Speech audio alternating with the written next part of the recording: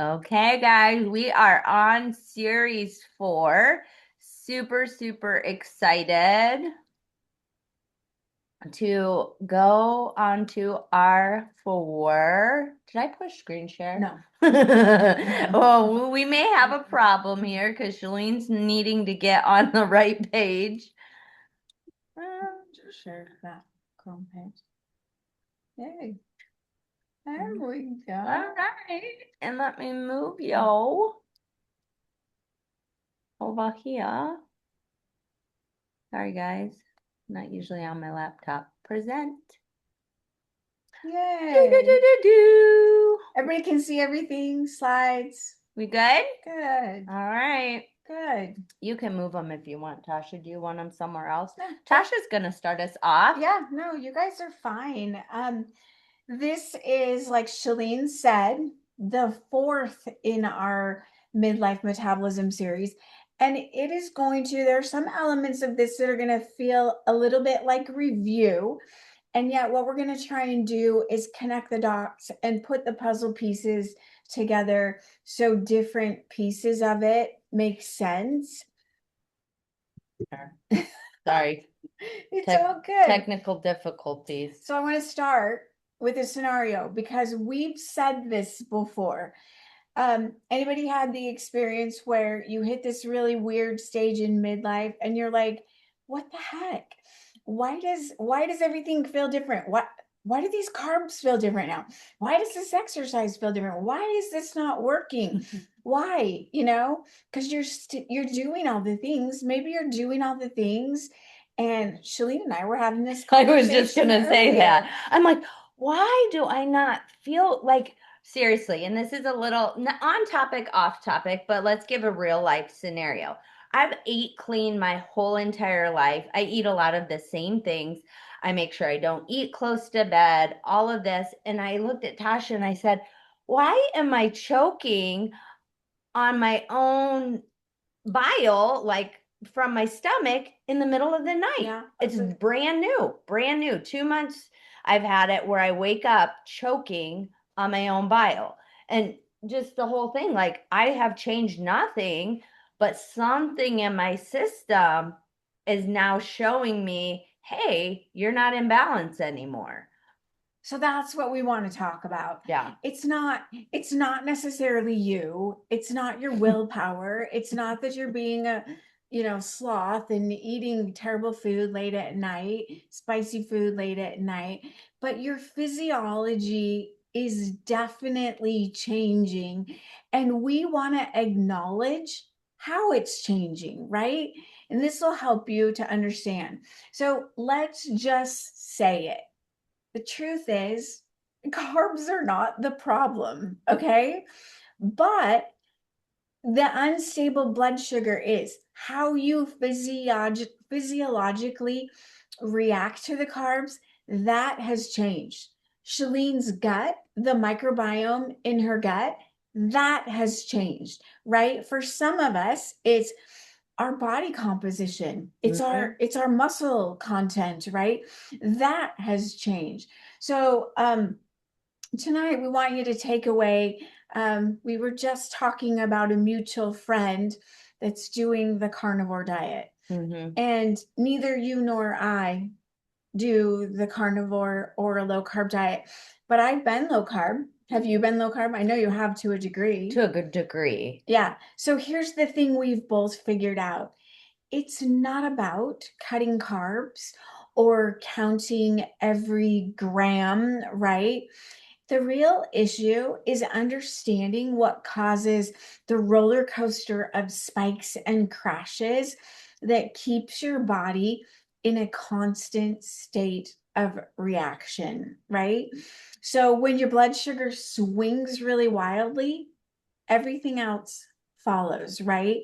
It's actually the spike in blood sugar that causes the energy crash and the cravings and the mood swings and the change in metabolism and ultimately the weight gain, right? So let's talk about this, why it's happening, what's happening, how it's happening. So here's what's happening, right? We eat and we get this increase in blood sugar, right? And the increase in blood sugar, that's a signal in our body that tells our body, hey, hey, pancreas, we need insulin. So the pancreas secretes insulin, and in theory, it comes in and picks up the blood sugar and stores it appropriately. That doesn't always happen, okay? And sometimes it over happens. But anyway, what we end up with is this roller coaster, this blood sugar roller coaster of these spikes and then crashes and then cravings and then fatigue. We've talked about all of these to some degree already. And let's put those things together with some of the other things we've also already talked about. Our bodies are fighting to hold their muscle. But when we hit that midlife, we've talked about how we lose muscle in midlife, right? Muscle's key. The reason we have to set this up is because when the insulin comes in to pick up the glucose in your bloodstream, it wants to take it and store it in the muscle as glucagon for energy use later. The problem is if we're losing muscle, we don't have as much storage space, right? The other problem, and we've acknowledged this in our past series, in our past webinars, your insulin sensitivity is declining. Okay.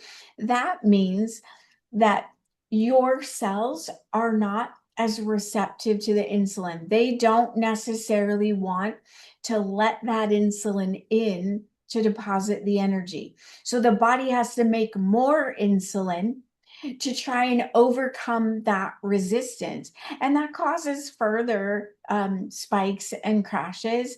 And then, of course, we've also kind of beat it to a pulp that we are battling inflammation right here in midlife. So that's a thing too. I wanted to take and moving you guys all yeah, around. we keep moving you all. Hurry, your faces get in the way, so then we move you around. It's all good. Bart Fig Newton. Oops. There you go. So babe. let's talk about insulin resistance in a really simple way. Okay, I kind of have already started sharing this analogy or this metaphor with you. But every time you eat, especially when you eat carbohydrates, your body breaks that food down into simple sugars or glucose, right? Which the glucose then enters your bloodstream. And the sugar is meant to be used for energy, right? So that sugar is immediately available as energy. But if the demand for energy is not that great at that moment, then we got to store it for later use. So then the body, like we said, the pancreas secretes insulin, and that's the hormone that acts like the traffic controller. Okay. Its job is to go into the bloodstream, pick up the glucose, and carry it to where it can be stored for energy later, fuel later for the body. In a healthy body, this process works smoothly, like cars moving on the freeway, right? But when we have insulin resistance, which is very common in midlife and as our hormones decline, the cells in your body stop responding to the insulin. Um, they don't want to let it in. They're not responding as well as they should. So even though insulin is signaling for sugar to move into the cells, it doesn't happen very efficiently. And sugar starts to build up in your bloodstream, and your body responds by producing more insulin to clear the traffic jam. Is this making sense so far to explain it this way? Okay. Over time, this leads to higher and higher insulin levels. The body knows it's got to make more to get the job done, so it releases more. But that increase in insulin can create a problem. This is why people with insulin resistance too can feel tired and they have trouble losing weight and they crave carbohydrates. And over time, they actually can become pre diabetic or even develop full blown type 2 diabetes. So, insulin resistance isn't really just about eating too many carbs or too many simple sugars and having too much sugar in your bloodstream. It's about your cells not being willing or able to actually receive the sugar via the insulin into the cells.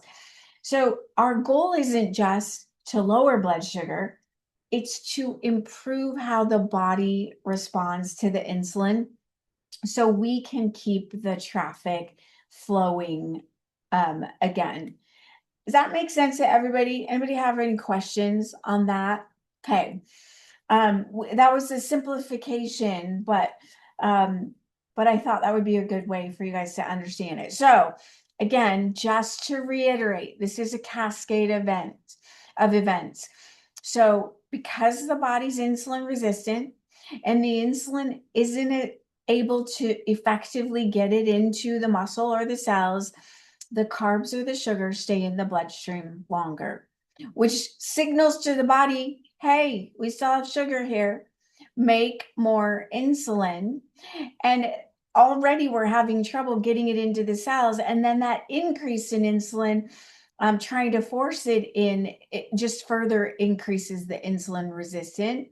So then we start storing that sugar as fat because it can't get it into the muscle. So it stores it in the fat, and that makes fat loss harder. And then we feel the energy crashes and the fatigue sets in. All right.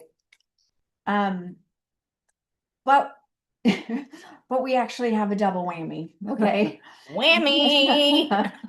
Yeah. We're gonna make it bad. We're gonna make it worse. Yeah. So insulin resistance and inflammation are closely connected in the body. When your body becomes insulin resistant, it has to produce more insulin, and high insulin levels lead to high inflammation in the body. And at the same time, the inflammation makes your cells respond even less to the insulin. So it just becomes this self-perpetuating cycle. The insulin resistance leads to more insulin, which produces inflammation, which tells the cells not to accept the insulin and the glucose. And so we just have this cycle of the insulin resistance driving inflammation and vice versa. So our bodies, our physiology is rebelling and it's creating that traffic jam. It's making it even harder for the insulin to do its job.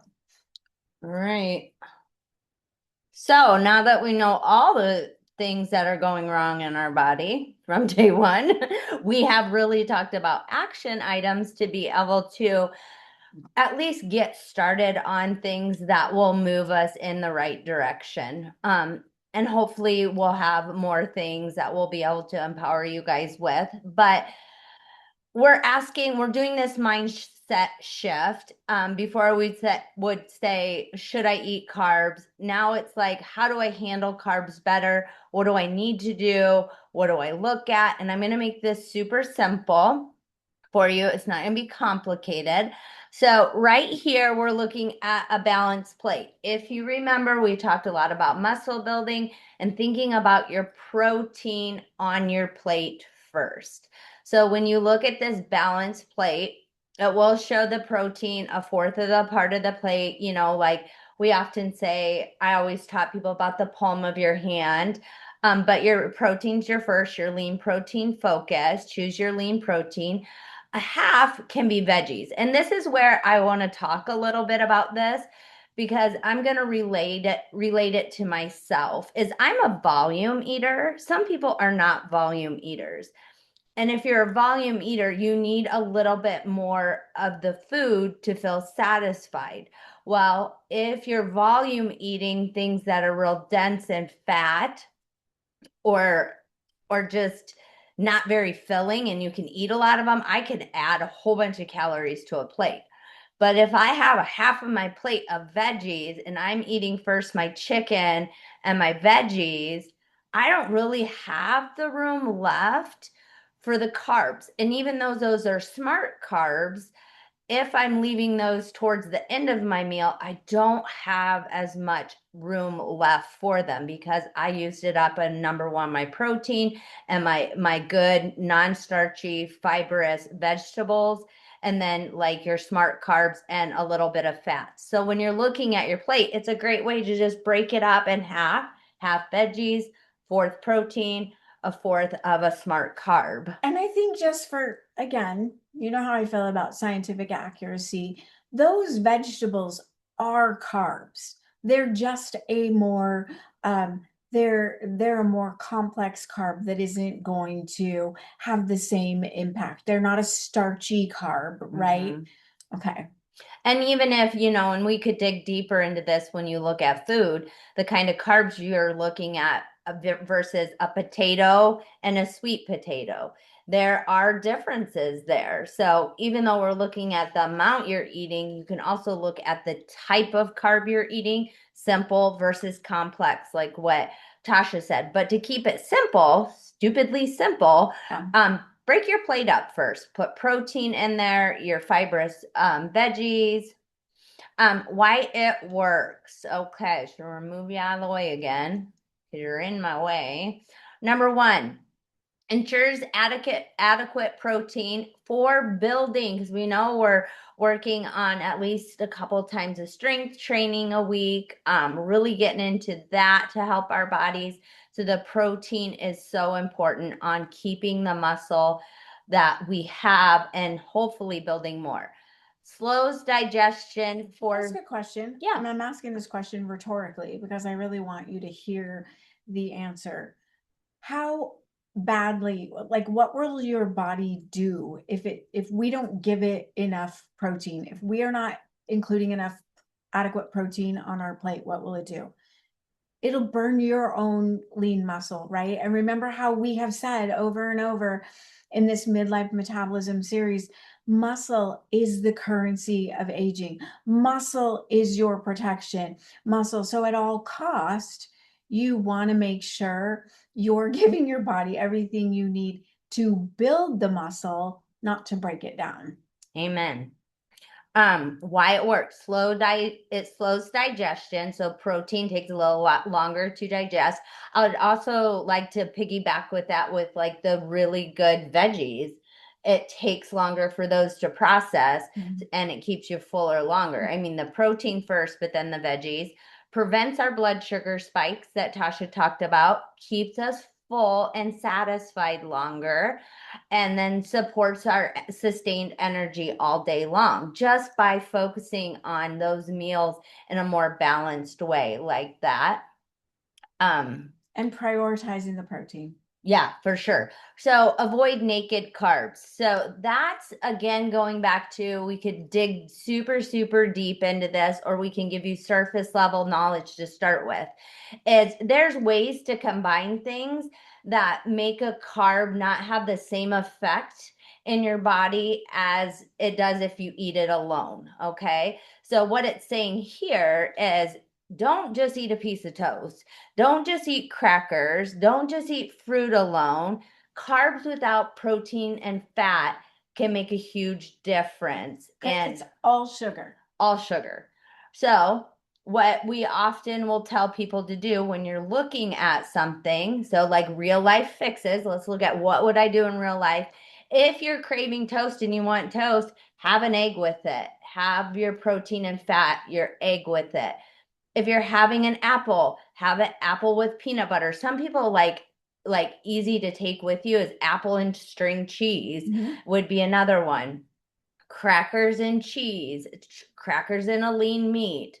So you're actually, again, making sure you're getting protein in every single meal. Even, carbs aren't all bad. And sometimes we can make it even better by the way we pair things. So those are some real life examples. And if you had questions on, hey, what would I eat with this or this, holler. We're always happy to help. I've had to learn how to do a lot of that. Action steps, start here. We've talked about this. This is like just repeating this in your brain so that when you go to eat, you're like, oh, yeah, they said protein first at my meals. Pair my carbs with a protein or fat every time you eat. If you're grabbing something to eat and you're grabbing just crackers, what else could I grab that's a protein or a fat that would balance this out? And then we're going to talk about a 10-minute walk after meals. She's already laughing because I told her what we call these at our house. So, 10-minute walks after meals. So, before I go into what it does for you, me and my husband will often call this the fart walk. So, after dinner, we go on our fart walk. We really don't fart, but we heard this couple talk about their every night after their dinner, they go on a walk. And it doesn't have to be super fast. They just go on a walk, help with digestion, and they call it their nightly fart walk. So a lot of times after dinner, we like to go on a fart walk.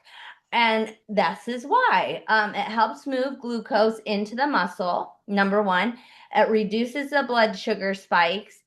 It improves and sustains your energy. And I'll say you feel better afterwards. You feel so much better. Like your stomach doesn't feel as full. Yeah.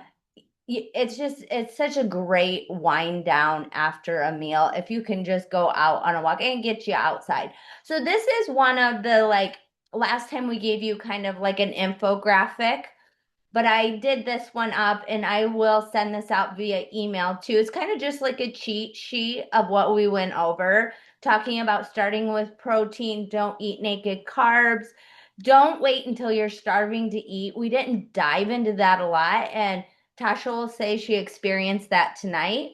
We waited too long to eat. So then when the food came, it wasn't thoughtful eating, it was what can I shove in my mouth? Because what do they set on your table first?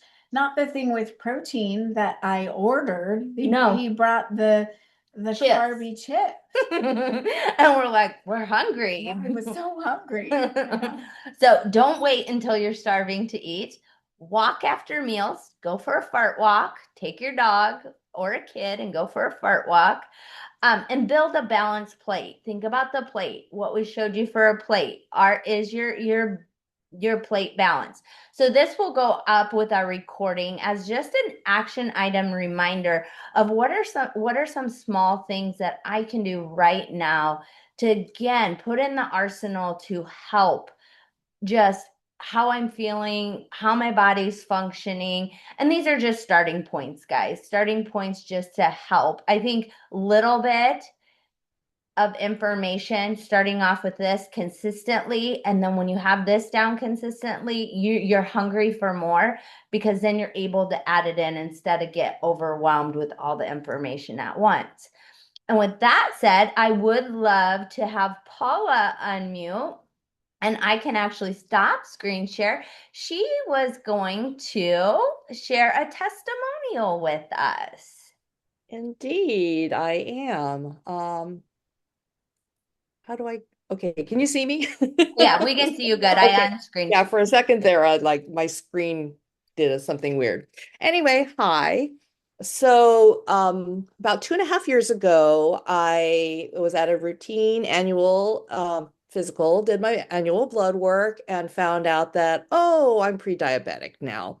My A1C was 6.4, which put me in the pre-diabetic, almost diabetic range. So I'm like, okay, I was kind of expecting this because there is a genetic component to diabetes. My dad was type 2 diabetic. I had gestational diabetes with my daughter. So it wasn't a complete a shock to me, but I was like, okay, so all right, I guess I have to start doing something about this.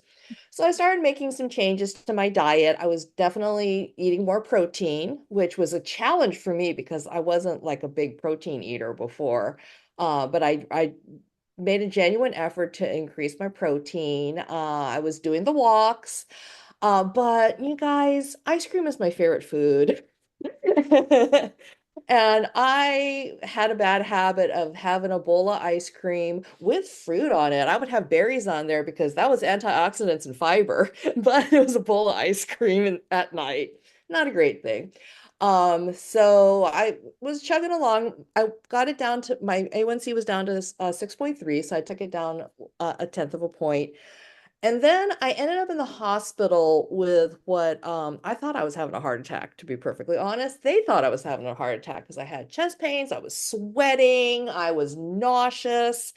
And so I went to the ER and found out I wasn't having a heart attack, which is super cool, but found out my A1C was now 6.7. So when they did all my blood work, I'm like, oh, I thought I was being good. Oh man, I guess I have to be really good now. So I really made a concerted effort to make a lot of lifestyle changes. So I was really combining my protein in the morning. So I have an apple and almond butter every morning to start. And then, like sometimes I'll stick in like weird things like a chicken leg or something to really boost my protein in the morning. I started taking protein bars with me wherever I went because I drive a lot for my job. I drove 449 miles in the last 2 weeks for work because I do a lot of in-person meetings. So, what am I doing while I'm, usually skipping lunch? I'm eating my protein bar and because it's with me, it's easy. I don't do protein shakes really, but what I found is like I really love very high protein yogurts. And hey, there's high protein Starbucks now. So, and I can get that sugar free. So, so I'm finding ways to up my protein because I mean, I was probably getting about 60 grams a day and I've through a concerted effort gotten that over 100 grams a day. That's awesome. So yeah. And then also, made a very, I made a promise to myself that I was going to walk after dinner every single day. And I did Good. until last October 23rd when I got vertigo. So I was like, okay, I can't walk every day because I'm just too dizzy. So I started thinking about what else I could do. So I do these heel lifts. I was been doing them right now where I lift my heel up and I can do this from a chair. And that really like gets the glucose into the muscles. I have 3 pound weights. I'll do my arms. And that I found is for me is as good as a walk. So I've had to be creative. I had to be flexible because my circumstances changed. I also found that there are certain supplements that I was taking that really helped a lot. Ceylon cinnamon bark has been awesome. And bitter melon has been awesome. And then also, I really have found that certain supplements were important to me because, this is stressful. Having to think about, pricking my finger, like, oh, okay, what's my number going to be now? Plus, I have a very stressful job. I have a very stressful life in general, as we all do. So I have taken I started taking ashwagandha to help reduce, to help my mood regulation, and that really brought my blood glucose numbers down. And this so it takes a lot of experimentation too, because I've been, you know, the internet is a blessing and a curse. Sometimes it can really be a blessing. So it put me in touch with some diabetic groups. And people were talking about how you really need to see which carbs work best for you because, like one person would say, "Oh, well, like I can eat a piece of bread, but I can't have a tortilla or my blood goes way up. I can have rice, but I can't have potatoes." It's very individual to yourself, so you really have to kind of experiment, see what portions are okay for you. So like I'm Japanese American, white rice is like in my blood, literally. However, that's one thing that really makes me spike, even if I'm eating it with chicken and broccoli. So I know that I really have to control my portion of white rice. So, So Paula, are you wearing a continuous glucose monitor? to monitor, or are you literally I doing am not. I a didn't finger stick? decided that I wasn't at the point where I had to do it continuously. But I do prick my finger a few times a day Yeah. and see, yeah, especially at night because that's usually when like even doing all the right things, I think just maybe the cumulative effect of everything that's gone on through the day, I was tending to have higher blue at night. So I keep an eye on that. And oh, I found out the hard way that prednisone really makes your blood glucose spike. Oh, They didn't yeah. tell me that in the ER when they said prednisone. And then I took the prednisone, took my blood sugar, and I was like, oh my God. So Yeah. yeah, so things like this are definitely things that people have to be aware of, that different medications can impact your blood glucose. It would have been nice of them to tell me that in the ER before they sent me home. So I really feel like it's an individual journey because everybody's different. However, you can collectively gain knowledge, and like all these tricks that Tasha and Shalene just shared, like, all the different steps that can really help deal with maintaining stable blood glucose are out there, and it's been an interesting journey, but I'm really glad that I haven't even said the best part. So I had no idea. I had blood work 2 weeks ago because I'm getting ready to have surgery. My A1C was five Oh, 5.9. yay. Yeah. High blood, it's just normal is considered 5.7. So I am like almost to the point where I'm got it down to be normal again. So that was pretty cool. Yeah, all the things that we find that our bodies do as we change, we age, we go through different journeys in life. It's just I crazy. do want to empower everyone, though. There are a few things that Paula said that I think are so valuable, right? One thing is figuring out, right? Figure out what sources of protein even work Hmm. for you. I had to figure out, I use essential amino acids Hmm. and collagen. And I mean, I have a number of supplement style proteins because I'm like you, Paula, I can't drink a protein shake. Oh, yeah. Uh, I go through cycles with the protein We're bars. traveling, and me and Tasha brought them bone broth. 10 grams of Oh, protein nice. in So Uh-huh. that little we bone just broth. run it through the little Keurig hot water, one of these. This is what we had for dinner last night, Yeah, a bone broth packet.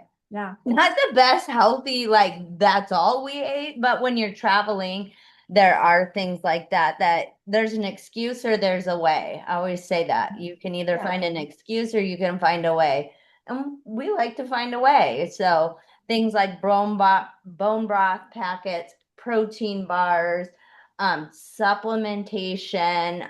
We're actually learning a lot right now and are excited to share a little bit in the future about just really good stuff to help us on this journey where our bodies are changing. And like Tasha will say, suffering's optional. Yep. I mean, if you want to suffer, go for it. I don't want to suffer. I don't want to have GERD in the middle of the night for no reason. I want to fix what I have. And there's so much information out there that we want to bring it to you a little bit more simpler. So hopefully, as we've gone through just this series where we talked about the overall picture and then we talked about the importance of muscle and protein for your metabolism. We've talked about what else did we talk? Cortisol and stress, and then just the blood sugar. We hope that you got a few nuggets that you can at least get started empowering yourself a little bit on some of these ideas. And I will say too, Paula was sticking her finger and doing a blood glucose test, and that's how she was seeing. I will tell you that there's fabulous technology.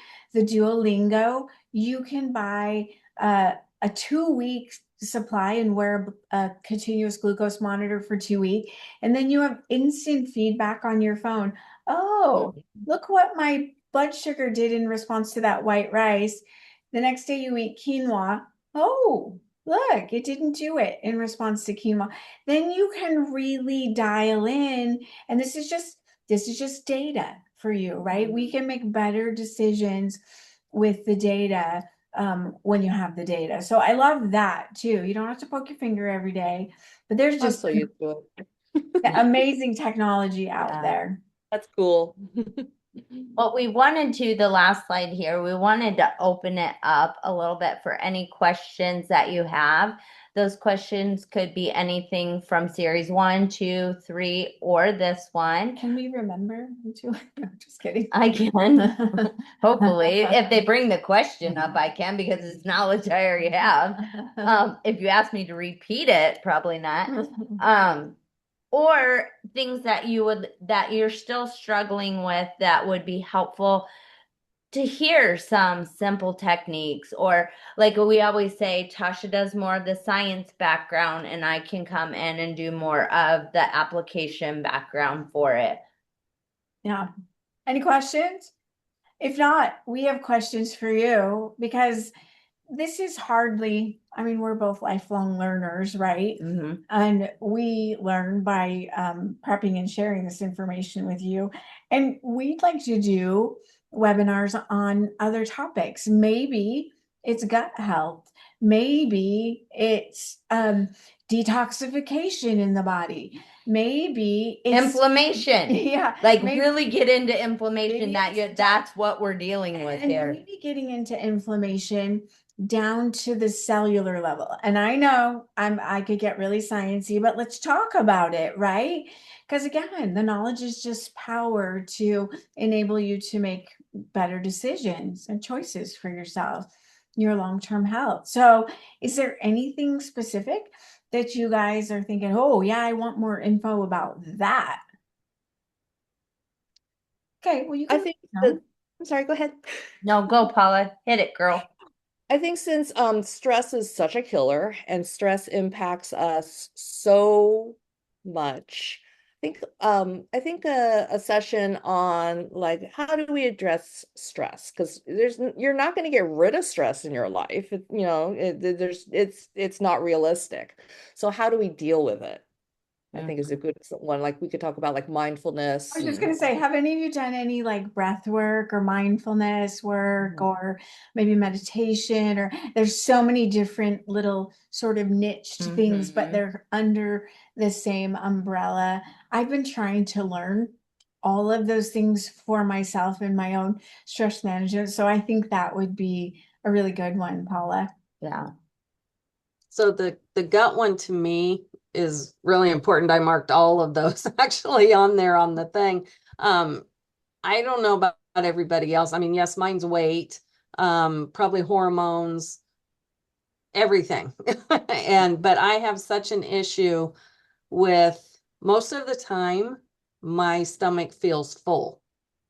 I still make myself eat because I know I have to eat. Mhm. But then the weird thing about it is other times if I find something that tastes really good, then I tend to overeat. Right. Mm-hmm. And yet I'm still not losing weight with having all these issues. So I think it's just everything combined. I mean, I've been on the Weight Watchers years ago and I know about the protein and the veggies and all that. But again, life comes at you and you think, well, yeah, I want to eat that ice cream because I like ice cream. But, so I mean, I just have a bunch of different stuff Yeah. going on. Yeah. We'd love to talk about all of it. You guys have probably all heard because it's a little bit trendy and cliche right now, but the gut brain axis, actually everything starts in your gut. That's where so many of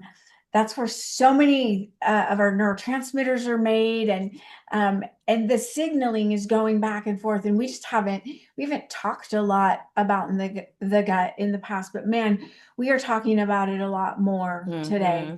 in the The space. training we had Yeah, today. yeah, Can I Leaky say gut. ask one more thing? You mentioned Yeah. protein supplements, Tasha. I oh, would be interested in knowing. and I will tell you, in fact, somebody asked me the other day, I've said it on here, but I must have said this in a different group that I was speaking in.